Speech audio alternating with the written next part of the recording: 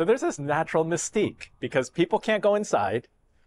I have no idea what I'm doing. You don't know what you're going to eat tomorrow. Yeah, it's perfect. Today we're in West Orange to visit a bagel shop with a cult following, but it not only makes bagels, it makes pizza, pasta, fried chicken sandwiches. We're here at Bagels by Jarrett.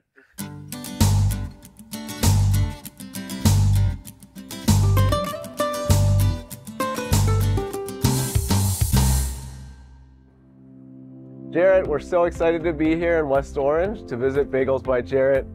You have a really interesting origin story where you were baking out of your house and then we're giving bagels away. What is the origin? So I started making bagels at home simply because I just couldn't find a good bagel. And after like 3 or 4 tries, it didn't take me too long. I was like, that's a really good bagel. I called some friends, asked them to come by, try it, and they're like, that's an awesome bagel. I posted on a Facebook group in West Orange. I was like, finally found the best bagel in town. Everyone's like, where? I'm like, my house. Like, oh, hilarious. And then people started messaging me. They're like, yo, like, I want one of those.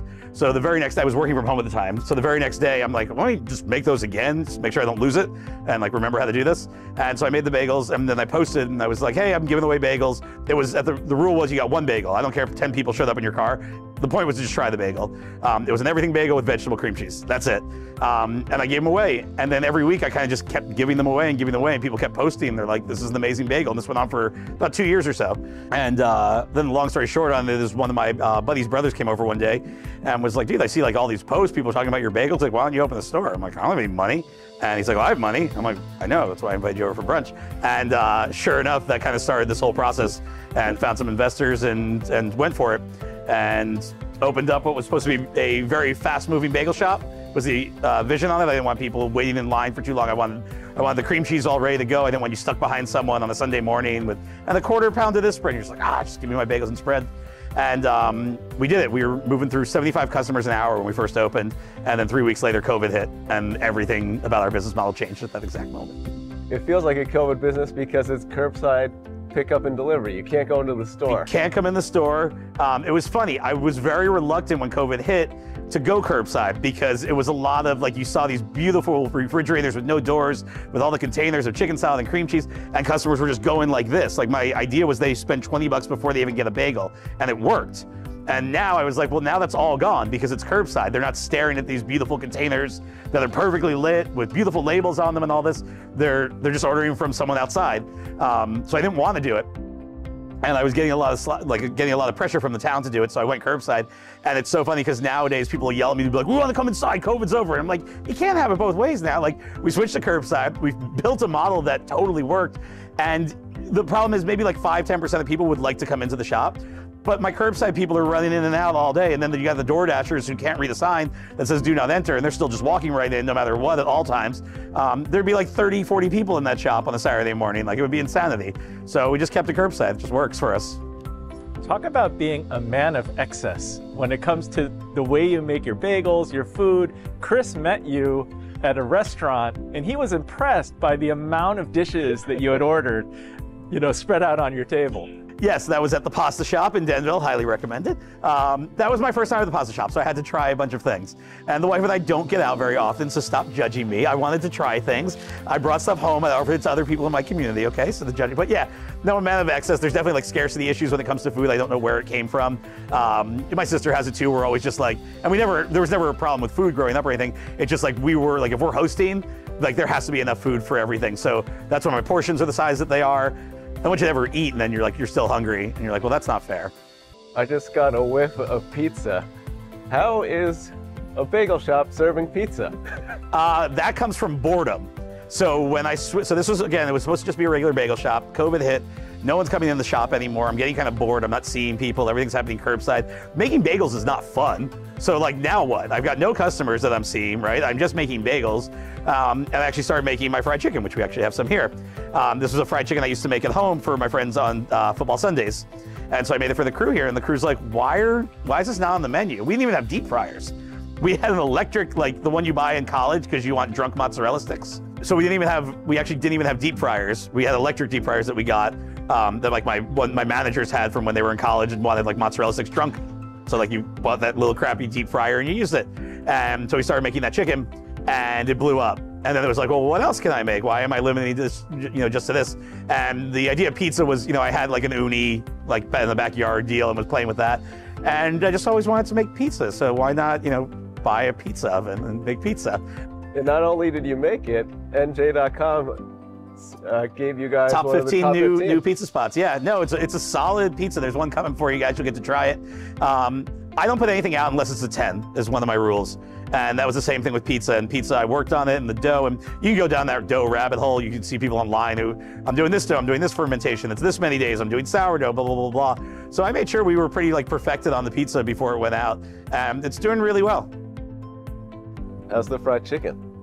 This is delicious.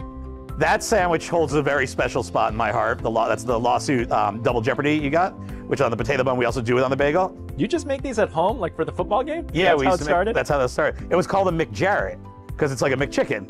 And when we first put it on the menu here, we called it a McJarrett. I'm like, well, we can't do that because we're gonna get sued. So we put up a contest on Facebook and we said, someone name this. And we got about 400 responses. And I apologize to anyone who put a response in. 399 of them were terrible. One person called it the lawsuit, which I didn't even love, but it made some sense, and it stuck. It ended up becoming a big branding thing. So tied to the McJarrett. Yes. So that you don't have a lawsuit. Yeah, exactly. And that's why it's lawsuit chicken, but the branding on it, because that's our #1 selling sandwich, took off. So I do a lawsuit stuffing for Thanksgiving, and it's one of the biggest catering trays. It is the biggest catering tray for the Thanksgiving takeout. And it's stuffing with lawsuit chicken in it. Law firms take note. You should order that for your holiday party. This is true. So, yeah, that was the at-home McJarrett. Oh, looks beautiful. That's the bar roundish pie. It used to be called roundish because I used to make all the pizzas and I couldn't make a perfectly circle pizza. Then I got a really good pizza guy, and he makes pizzas too perfect. There's a million more napkins. So they're too round. So now it's not, now it's rounds. It's not roundish anymore. And the pizza is great. Thank you. Thin crust. Yep, that's the bar. The that's sauce the is roundish great. bar pie. So the roundish pie is a little bit thicker. And then we were just playing with dough one day and just my new guy stretched it too thin. I'm like, oh, just make it anyway. And they're like, okay, that's on the menu. During lunch, it's a lot of bagels, sandwiches.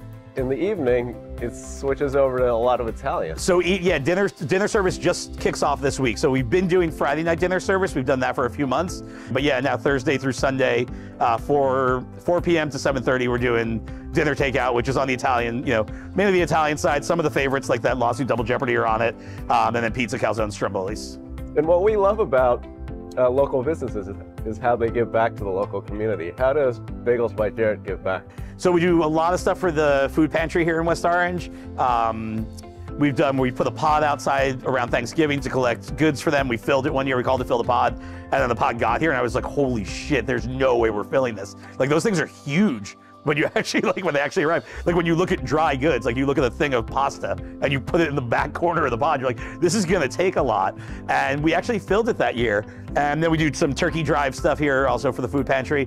And then a new thing that we started that didn't fully get off the ground as much as I wanted to. It was meant just for me the month of February, was called Project 28. And the concept behind that was we were just sending food to other restaurants. Just to let them try our food, let them get inspired to try different things, right? Like all pizza is different and that's fine. It's great to have 20 different pizza places. Find what you like. Sometimes I'm in the mood for that pizza, sometimes I'm in the mood for that. But the idea was like, let's send the food and inspire crews. Let's feed the crews lunch. Like here we have an extensive enough menu that no one that works here gets bored with lunch. There's always, they're all concocting crazy random things every single day. But your average place, it doesn't change the menu every day. It's like, it's the same slice, it's the same this. So we're like, let's inspire crews and cooks and chefs and everyone just to try some different things. So we launched Project 28. There's a Instagram for that too. And we were sending out food, but then we ran into a bunch of different things that held me back over the month of February with the shop that I kind of just had to focus on. So we probably only got like 5 or 6 out when I was hoping to get 28 out. But there's always next year. Well, thanks so much to Jarrett for sharing the Bagels by Jarrett story. Definitely come out to West Orange to try so much. Bagels, pizza, pasta, wings. So really an endless variety of menu items. The most confused bagel shop you've ever loved. Yeah, you've ever loved. Yeah, I didn't even have the line right. Yeah, the most confused bagel shop you've ever loved. Definitely come out, get the curbside pickup. If you like this video, please share it and also visit buylocalnj.com. Thanks for having me, guys. Thanks, Jarrett. Appreciate it. Cool, thanks. Awesome. This is fun. delicious. Thank you. Yeah, really great.